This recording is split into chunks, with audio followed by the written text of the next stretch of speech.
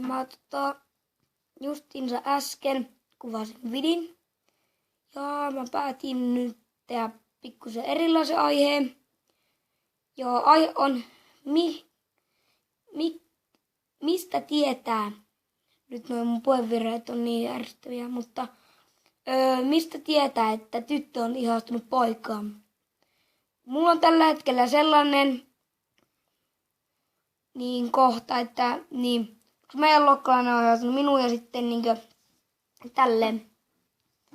Ja tässä on sitten se mun vastaus, että mä en tykkää siitä yhtään. Mä en tykkää siitä yhtään, koska se on ihastunut muuhun. Ja se on muutenkin tosi ärsyttävää ja tälleen. Mutta nyt mä kerron vähän asioita, mistä sen tietää. Eka vaihe on, että jos se alkaa seuraa ja jahtaa teitä, niin kuin minulla kävi niin siinä alkuvaiheessa, kun se alkoi tykätä minusta silloin ykkösluokalla. Ja nyt se on tykännyt minusta jo 2,5 vuotta ja muuten. Niin se alkaa jahtaa teitä. Sitten sen alkaa huomata, kun se alkaa sitten kun esiin, jos sä oot vaikka jossakin kavereitten kanssa, niin se alkaa vakoileen teitä esim. Kävi esim. Minulla.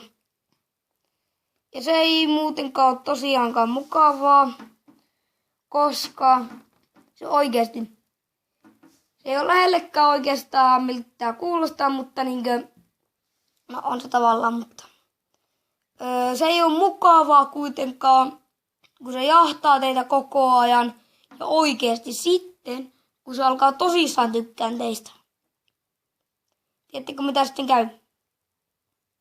Jos olette tavannut sellaisen, ketkä tykkää teistä, niin varmaan tiedätte. Mutta ne, ketkä ei tiedä, käy silleen. Nyt minä selitän sen. Niin.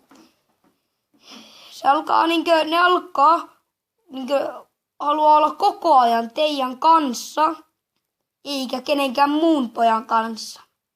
Muutenkaan se on tosi ärsyttävä myös siinä tytössä, kun se alkaa tykkää sinusta. Oikeesti esim. Kun mekin aloitettiin vasta meidän luokkaan poikien kanssa futis. Tietenkin se tyttö ja sen kaverit tuli siihen kattoo sitä.